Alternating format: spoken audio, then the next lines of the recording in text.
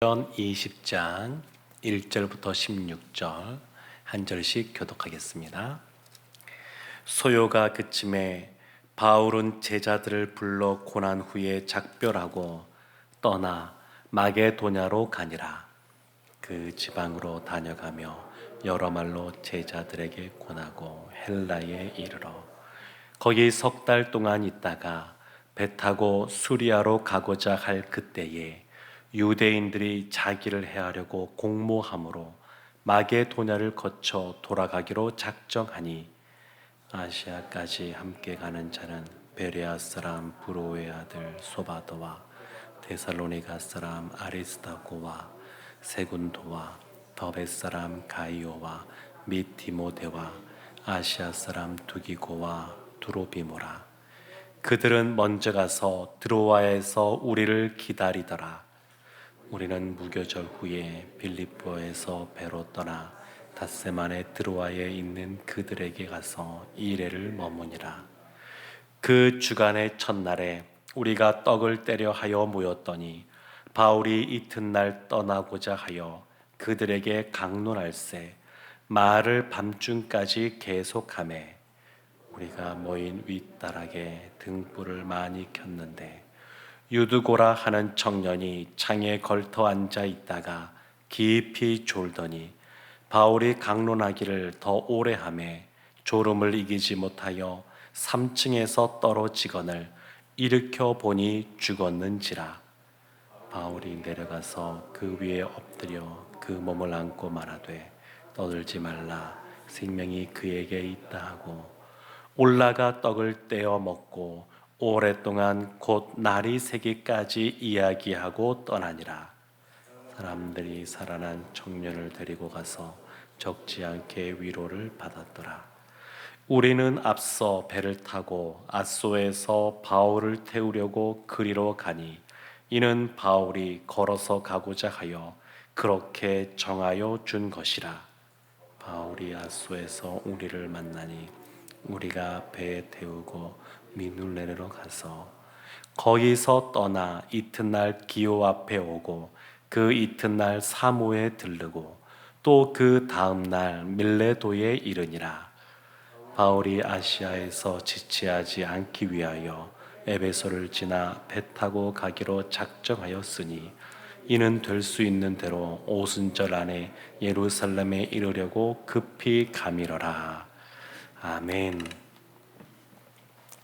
사도 바울이 3차 전도행하면서 가장 오랫동안 머물렀던 그 에베소 지역을 이제 떠나게 됩니다. 그 에베소에서 석 달 동안 말씀을 강론하다가 또 필요에 의해서 2년 동안 날마다 두란노 서원에서 말씀을 강론했었습니다. 그리고 이제 떠나게 되는데 그 2년 3개월은 세월 동안 바울의 이 선교 사역에 있어서 가장 오랜 시간 머물면서 말씀을 전했다 그래도 아마 충분하다고 생각하지는 않았을 겁니다. 아쉬움을 갖고 있었을 겁니다. 그럼에도 불구하고 이제 다시 돌아가야 될 그런 상황이기에 그 에베소를 떠나게 됩니다. 근데 오늘 말씀이 시작되는 그 1절부터 말씀을 보게 되면 이제 수리아로 가고자 했는데 그런데 유대인들이 바울을 해치고자 합니다. 그래서 마게도냐를 거쳐서 돌아오기로 작정하고 또 돌아가는 그러한 여정의 길을 잡습니다. 사도 바울이 복음을 전하는데 계속해서 이와 같이 방해하는 사람들이 있었습니다. 사도 바울은 사도 베드로와는 어떤 면에서는 공통점이 있고 어떤 면에서는 차이점들이 있는데 대비되는 점들이 있는데 이들이 했던 사역을 보면 조금 대비되는 장면들이 있습니다. 우리가 주일날 이제 말씀을 보고 있는 사도행전 이제 2장 말씀을 보고 있는데 근데 이제 이번 주에 돌아오면 나오게 될 내용이 베드로가 한번 설교했더니 3,000명이 회심하고 또 돌아와서 세례받고 예수님의 제자가 되는 그러한 모습이 나타납니다. 한 번 설교했는데 3,000명. 이후에도 보면 이 사도 베드로는 아마 수만 명 앞에서도 설교를 하는 일들이 종종 있었을 겁니다. 근데 이 바울은 어떤 사람이냐? 그런 적이 없는 사람입니다. 베드로처럼 한 번에 3,000명, 몇천 명씩 되는 열매가 맺혀진 적도 없고 수만 명 앞에서 설교한 적도 없는 그러한 사람이 이 바울입니다. 바울은 이방인의 사도로서 이제 열방을 다니면서 말씀을 복음을 전하고 그리고 한 영혼 한 영혼 그들을 주님께로 인도하고 교회를 세우고 또 그들을 더 든든히 세우기 위해서 또 할 수 있는 대로 말씀을 가르치고 그러다 보니까 많은 사람들 앞에서 설교하는 것 자체가 쉽지 않은 그러한 환경이었습니다. 사도 베드로나 바울이나 다 주님 앞에서 헌신된 사람들이지만 어떤 사람은 베드로처럼 쓰임 받을 수도 있고 어떤 사람은 바울처럼 쓰임 받을 수도 있습니다. 어떤 면에서 보면 우리가 보면 성경에 바울의 얘기가 너무 많이 나오니까 바울이 참 대단한 사람이다 이렇게 생각하곤 합니다만 이 당시에 그 바울이 활동할 당시를 보게 되면 사람들은 바울보다 베드로 사도를 더 대단하게 여겼습니다. 예수님의 수지자였고 예수님과 함께 3년의 시간들을 보내서 뭐 어떤 예가 있어도 예수님께서 이렇게 말씀하셨습니다. 그러면 뭐 정리가 많이 되는 그런 상황입니다. 훨씬 이 사도 베드로가 많은 영향력이 있었던 그런 시대입니다. 근데 바울은 우리가 서신서 보면 나오지만 내가 사도다, 사도다. 바울이 그렇게 말을 해야만 될 정도로 사도의 권위를 잘 인정받지 못하던 그러한 분위기가 있었습니다. 그런데 놀라운 것은 뭐냐면 오늘 말씀 4절 말씀에 보면 이 바울이 가는데 함께 동행하는 사람들이 나옵니다. 아시아까지 함께 가는 자가 나오는데 이 베레아 사람 중에 소바더라는 사람, 데살로니가 사람 중에 아리스다고 세군도, 더베 사람 가이오, 디모데, 아시아 사람 두기고와 드로비모. 우리가 낯익은 이름도 있지만 낯선 이름이 더 많습니다. 근데 그들이 함께 했다는 겁니다. 사도 바울의 사역, 눈에 보일 만큼 무엇인가 많은 것들이 이렇게 열매 맺혀지고 또 많은 사람들이 모이고 그러진 않았을지 몰라도 바울은 함께하는 사람들이 있었습니다. 이 사람들이 보면 지역이 다르지 않습니까? 아마 나이대도 달랐을 겁니다. 문화도 아마 좀 달랐을 겁니다. 그런데도 불구하고 이들이 지금 함께 한 팀으로 모였습니다. 왜 모이냐면 바울 때문에 모인 겁니다. 바울 때문에. 바울과 함께 하는 것이 좋아서 모인 사람들입니다. 그래서 이걸 생각해 보면 바울의 사역이 어쩌면 미국 그 프로야구 보면 메이저리그라고 있지 않습니까? 근데 메이저리그만 있는 것이 아니라 마이너리그도 있습니다. 어찌 보면 베드로는 메이저리그에서 뛰었던 사람이고 바울은 마이너리그에서 뛰는 사람처럼 보여지기도 합니다만 그러나 이와 같이 함께하는 사람이 있다고 하는 것 이건 정말 행복한 겁니다. 저도 삶을 살아가면서 우리도 보면 나이가 들어가면서 더 많이 그러는데 이제 뭐 함께 일하는 그러한 직군 내에서의 사람들 뭐 그런 분들 빼고 그냥 순수하게 어렸을 때부터 함께 친구로서 지내고 허물 없이 지내고 그냥 허심탄회하게 있는 것 속 편하게 말할 수 있는 사람들이 나이가 들어갈수록 점점 줄어들지 않습니까? 근데 지금 바울은 그 단계를 넘어서서 복음 안에서 하나 되고 그리고 함께 동력자 된 사람들 그리고 이 길이 결코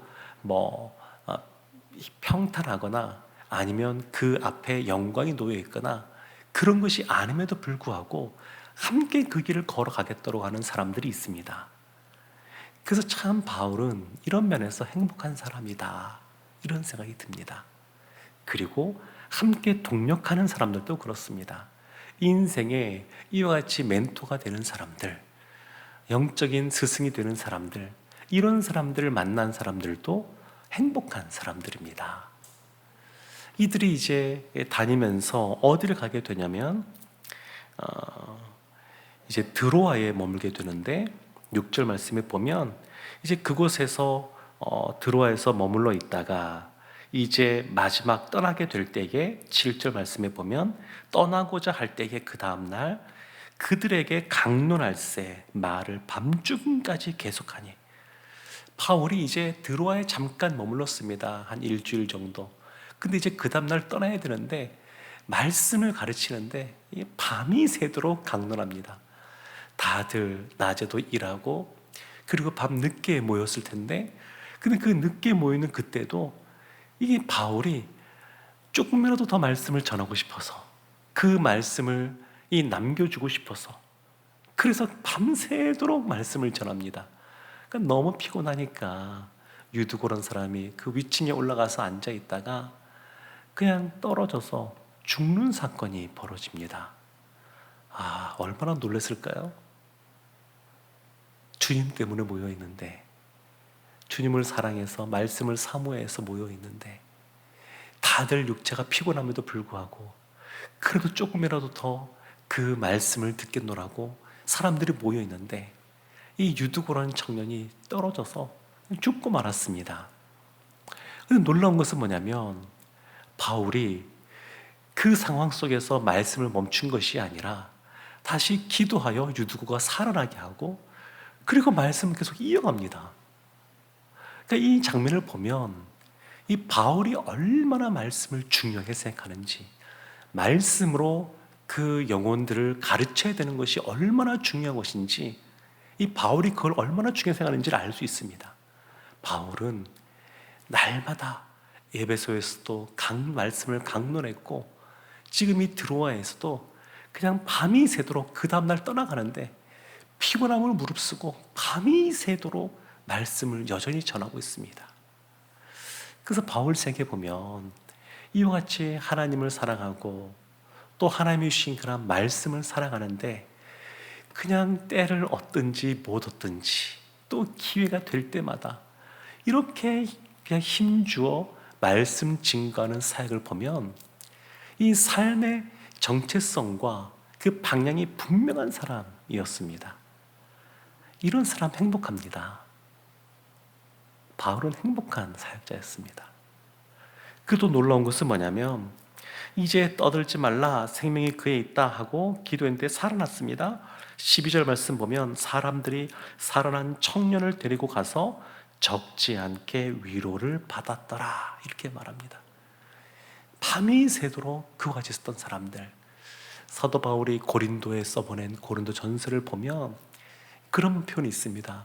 너희 중에 육체적으로 이렇게 내세울 만한 지혜가 있거나 재물이 있거나 이런 사람들은 없지 않느냐 이런 표현을 씁니다. 그러니까 이 모여있는 사람들이 사회적으로 그렇게 인정받고 지위가 높고 그런 사람들이 별로 없습니다. 그냥 하루 아침부터 시작하여서 열심히 일해야 되는 사람들, 그런 사람들이 모여있는 그러한 상황 속에서 이 유두고 참 떨어진 거는 안타까운 것이었는데 그럼에도 불구하고 하나님이 다시 살려주셔서 그래서 그것 때문에 사람들이 이와 같이 생명이 하나님 손에 달려있는 거구나, 이와 같이 주님을 사랑하는 마음으로 말씀을 사모하는 마음으로 이와 같이 어려운 일을 겪을 수도 있지만 하나님이 다시 살려주시는구나, 이런 걸 보면서 마음에 큰 위로를 얻습니다. 삶의 형편이 당장 달라지지 않아도 그래도 이 세상을 창조하시는 분은 하나님이시요 이 세상을 주관하시는 분은 하나님이시요 그 하나님이 우리의 아버지 되신다고 하는 것, 그것에 대한 이 확신이 들면서 마음에 큰 위로를 받습니다. 사랑하는 성도 여러분, 행복하지 않습니까? 이렇게 말씀을 증거하는 바울도 행복한 사람이지만 그들과 함께 동력하는 사람들, 또 그 말씀을 사모해서 모여들었던 이 성도들 다 주님 안에서 행복한 사람들입니다. 바라기는 오늘 하루도 살아가실 때 그 주님이 우리의 주님이라고 하는 것, 이 하나님이, 성경 속에 있는 이 하나님이 우리의 하나님이라는 것을 다시 한 번 더 생각하시고 그 좋으신 아버지 앞에 우리의 기도 제목을 아뢰 뿐만 아니라 주님이 주시는 기쁨과 감사와 또 주님이 주시는 행복이 가득한 오늘 한 날 되시기를 주님의 이름으로 축원합니다. 아멘. 기도하겠습니다.